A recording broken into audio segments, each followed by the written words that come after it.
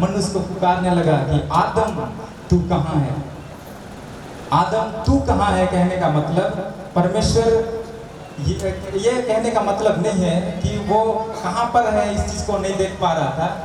आदम तू कहाँ है इसका मतलब है परमेश्वर ने मनुष्य को ये पुकारा कि तुम्हारा स्थिति कहाँ है, तुम्हारा जो आत्मिक स्थिति है, जहां पर मैंने तुमको रखा था तू कहाँ चला गया। इस तरह से उसने उनको पुकारा और मनुष्य के साथ वो बात करना चाहा। मनुष्य को उसने पूछा, जब हम लोग नीचे के पदों में जब हम पढ़ते हैं तो वहां उसने पूछा है मनुष्य को कि कौन तुमको बहकाया, कौन तुमको बोला उस वृक्ष का फल खाने के लिए। लेकिन आपको पता है आदम जो था उसने कभी भी अपनी गलतियों को परमेश्वर के सामने नहीं माना और वो दोषारोपण करना शुरू किया। उसने कहा कि आपने जो स्त्री मेरे लिए बनाया था उसी ने मुझको दिया, तब मैंने खाया। इसका मतलब क्या है कि वो खुद को सही साबित करने का सोचा, मैं तो सही हूँ लेकिन जिस स्त्री को आपने बनाया है वही गलत है और उसी ने मुझको दिया। उसके अंदर जो एक मैच्योरिटी होना चाहिए वो उनके अंदर नहीं पाया गया और परमेश्वर उनको ढूंढने के लिए आया। परमेश्वर मनुष्य को खोजने के लिए आया, फिर से उनको बनाने के लिए आया। लेकिन आदम जो है अपनी गलतियों को कभी भी नहीं माना और जिसके कारण से आदम की वाटिका से बाहर निकला गया। लेकिन जब वो निकल रहा था उसमें उसने एक मेमने को मारा और मेमने की जो खाल है मनुष्य को उसने ओढ़ा दिया। हालेलुया। ये सब कुछ परमेश्वर का अनुग्रह है। हालेलुया। परमेश्वर का अनुग्रह हमारे जीवन को बदलना चाहता है। परमेश्वर का जो अनुग्रह है वो चाहता है कि हम बदल करके एक नया जीवन जिए। परमेश्वर का जो अनुग्रह है वो बाइबल है। परमेश्वर का जो अनुग्रह है वो वचन है और वो वचन हमारे जीवन को बनाना चाहता है। वो वचन हमारे जीवन को नया करना चाहता है और परमेश्वर चाहता है कि हम पहले बदलें, हमारा जीवन बदले, हमारा मन बदले। जब हमारा मन बदलेगा और तब हम परमेश्वर की आशीषों को हम इंजॉय करें। हालेलुया। पहले क्या बदलना है?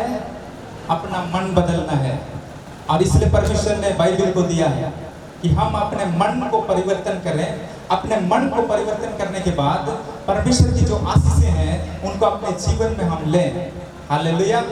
और कलीसिया भी वही जगह है जहाँ पर हम अपने मन को पहले बदलते हैं, जहाँ अपने जीवन को हम पहले बदलते हैं और उसके बाद परमेश्वर हमारे विषय में, हमारे बारे में जो आशीषों को रखा है उन आशीषों को हम अपने जीवन में हम अनुभव कर सकें।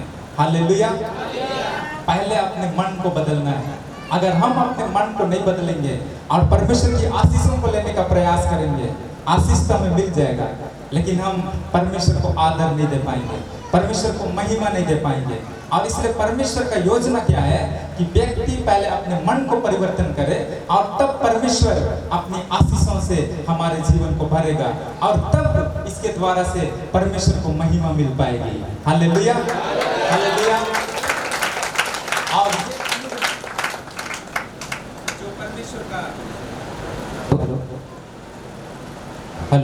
परमेश्वर का जो अनुग्रह है वो हमारे जीवन में जरूरी है कि हम लगातार परमेश्वर के अनुग्रह में हम बढ़ते रहें, परमेश्वर के अनुग्रह में हम लगातार बने रहें। ये परमेश्वर की योजना है। जैसे हमने रोमियो 5 और उसका 20 और 21 में जो हमने पढ़ा था कि व्यवस्था बीच में आ गई कि अपराध बहुत हो, परंतु जहाँ पाप बहुत हुआ वहाँ अनुग्रह उससे भी कहीं अधिक हुआ है। हालेलुया। शैतान चाहा कि मनुष्य को परमेश्वर से अलग करे और इसके लिए उसने पाप को लेकर के आया। पाप एक दीवार बन करके आया। पाप मनुष्य को परमेश्वर से अलग कर दिया और वो जनरेशन टू जनरेशन, पीढ़ी से पीढ़ी वो लोगों को परमेश्वर से अलग करने का कोशिश किया। लेकिन परमेश्वर का अनुग्रह उससे भी कहीं ज्यादा हुआ है। हालेलुया। परमेश्वर का अनुग्रह अगर आप देखेंगे और पाप को एक तरफ देखेंगे तो अनुग्रह जो है पाप के ऊपर विजयी हुआ है। हालेलुया। हालेलुया। और इसलिए आज हमारा जितना भी पापमय जीवन क्यों ना हो। आज अगर हम सोचते होंगे कि मैं तो नहीं बदल सकता, मेरे जीवन में इतना सारा पाप है, मैं इतना गंदा इंसान हूँ, मैं कैसे बदल सकता हूँ, तो आपके लिए परमेश्वर का अनुग्रह है। हालेलुया। परमेश्वर का अनुग्रह किसी भी व्यक्ति को बदल सकता है, चाहे कितना भी गंदा व्यक्ति क्यों ना हो, चाहे कितना भी गंदा सड़ाहट में चला गया व्यक्ति क्यों ना हो, लेकिन उसको परमेश्वर का अनुग्रह बदल सकता है। और इसलिए यहाँ पे लिखा है, पाप बढ़ गया, बहुत हुआ, अपराध बहुत हुआ, लेकिन उन सारे अपराध से भी ज्यादा, पाप से भी ज्यादा परमेश्वर का अनुग्रह हमारे जीवन के लिए हुआ है। हालेलुया। जब पाप आया वो बर्बादी को लेकर के आया, जब पाप आया बीमारी को लेकर के आया, जब पाप आया परिवार को तोड़ दिया, जब पाप आया इस संसार का जो सिस्टम है, राज्य करने का जो व्यवस्था है, उसमें भ्रष्टाचार को लेकर के आया और सब तरफ तहस नहस को फैलाया। लेकिन परमेश्वर का अनुग्रह जब आया तो वो परमेश्वर का अनुग्रह हमारे जीवन को फिर से बनाया है। हालेलुया। परमेश्वर का अनुग्रह हमारे जीवन को बनाता है, आपके जीवन को भी वो बनाएगा। अगर आपके जीवन में ऐसा लगता है कि मेरे जीवन में बहुत सारा ऐसा भाग है जिसमें मैं असफल हूँ, तो परमेश्वर का अनुग्रह आपके जीवन को बदलेगा। हालेलुया। अगर आप अपने जीवन को परमेश्वर के हाथ में सौंपेंगे तो वो परमेश्वर आपके जीवन में एक बदलाव को लेकर के आएगा, और वो बदलाव परमेश्वर का अनुग्रह के द्वारा से होगा। आपके परिवार में बदलाव आएगा, आपके जीवन में, आपके कार्य क्षेत्र में परमेश्वर बदलाव को लेकर के आएगा। हालेलुया। ये सब कुछ परमेश्वर के अनुग्रह के द्वारा होगा। जब हम पौलुस प्रेरित के विषय में जब हम पढ़ते हैं तो पौलुस प्रेरित अपने पत्री में कहता है कि मैं जो कुछ भी हूँ परमेश्वर के अनुग्रह से हूँ। हालेलुया। उसने अपने आप को कहा कि मैं प्रेरितों में सबसे छोटा हूँ। एक जगह उसने कहा कि मैं कुछ भी नहीं हूँ, लेकिन जो कुछ भी हूँ किसके द्वारा से हूँ? परमेश्वर का अनुग्रह से। और इसलिए आज हम सबको एक चीज बोलना सीखना है कि मैं जो कुछ भी हूँ परमेश्वर के अनुग्रह से हूँ। हालेलुया। अगर आप पढ़ाई करते हैं तो पढ़ाई में परमेश्वर आपको सफलता दिया है तो आप उसमें कहें कि मैं ये सब कुछ परमेश्वर के अनुग्रह से पाया हूँ। अगर आपके जीवन में एक अच्छा बिजनेस परमेश्वर ने दिया है तो उसमें परमेश्वर को महिमा दे और कहें कि ये सब कुछ परमेश्वर के अनुग्रह से मुझको मिला है। अगर आप अच्छा प्रीच करते हैं तो परमेश्वर का अनुग्रह के कारण से है। अगर आप अच्छा बजाते हैं, अच्छा गीत गाते हैं, तो ये सब कुछ किसके द्वारा से है? परमेश्वर का अनुग्रह से है।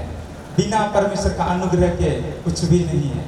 अगर हम परमेश्वर को क्रेडिट नहीं देते हैं, इसका मतलब है हम अपने आप को क्रेडिट दे रहे हैं, और परमेश्वर का जगह को लेना, अपना जगह लेना, जो परमेश्वर का जगह है उसको हटा करके अपने को खुद वहाँ पे बैठाना, वही तो क्या है? मूर्ति पूजा। मूर्ति पूजा का मतलब ये नहीं कि हम फिजिकल रूप में हम चले जाएं, जहाँ दुर्गा पूजा हो रहा है वहाँ पे हम अपने सर को झुकाएं।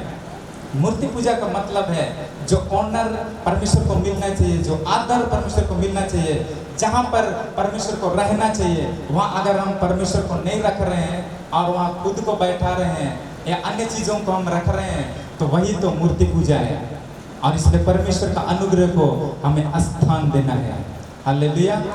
चाहे जितना भी कठिन परिस्थिति क्यों ना हो, लेकिन परमेश्वर का अनुग्रह हमारे जीवन को बदलता है, क्योंकि यीशु मसीह इस धरती पर आए हैं और उसने हमारे लिए, समस्त संसार के लोगों के लिए अपना बहुमूल्य रक्त को उसने बहा दिया है। हालेलुया।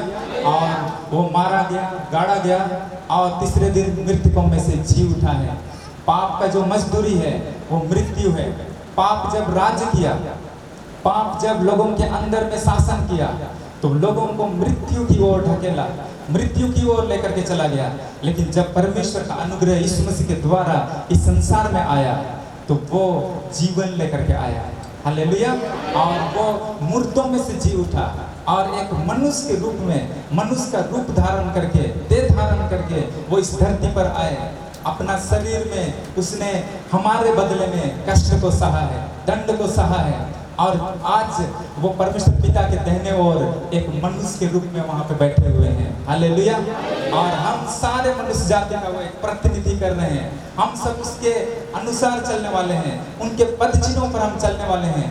वो हमारा हीरो है, वो हमारा अगुआ है, वो हमारा बड़ा पास्टर है।